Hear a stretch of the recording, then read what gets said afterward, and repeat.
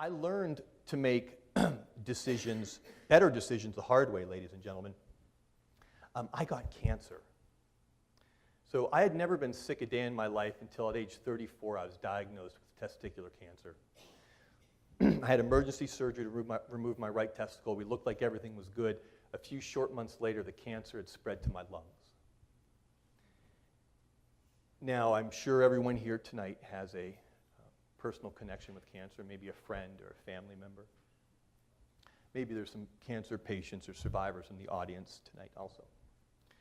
In my case, I had a very aggressive form of cancer that spread to my lungs, and I had to have a very aggressive form of chemotherapy for 3 months, daily, 3 months for 6 hours a day. Now, everything you hear is true. The hair falls out.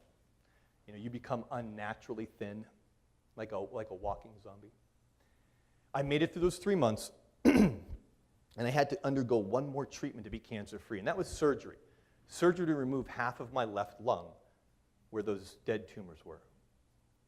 The surgery was a success, but it left me crippled in a wheelchair.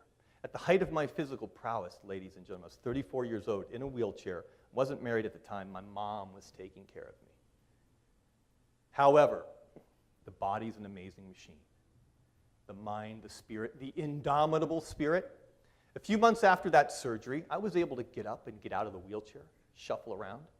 A few months after that, I was able to walk and then go for a little jog.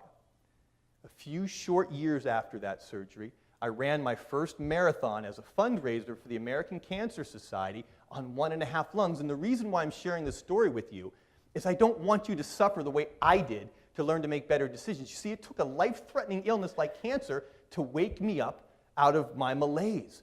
I was successful like you folks, but I'd become successfully miserable. I was holding on to hand grenade decisions, afraid to make them, afraid to look bad in front of my team. I would throw hand grenade decisions the wrong way. I would drop hand grenade decisions. And you don't have to suffer the way I did to learn to make better decisions until you're dealing with high blood pressure or diabetes or, heaven forbid, going through a divorce. You don't have to suffer to learn to make better decisions, to combat these traps that we fall into and impact your career, your company, and your community. And we all know, again, if you're doing that, then this great state of Michigan, this Detroit turnaround continues to thrive and ultimately comes back to me and my daughter's life.